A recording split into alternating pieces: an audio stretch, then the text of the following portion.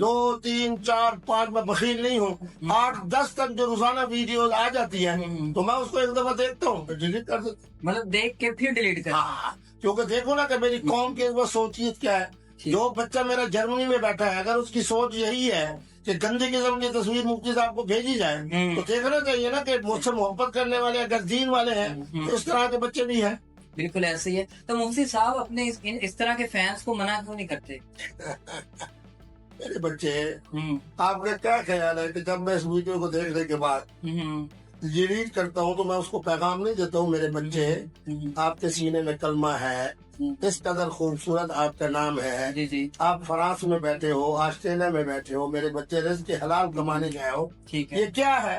الحمدللہ بہت سارے بچے جو ہیں وہ بعد میں معذرت بھی کر لیتے ہیں۔ صحیح ہو جائے۔ مطلب مفتی صاحب ویڈیو آپ پوری دیکھ کے پھر ڈیلیٹ کرتے؟ ہاں، اس یہ لیے تو ثابت ہو گیا۔ دیکھو نا تو صحیح کہ دنیا کے اندر کیا ہو رہا ہے۔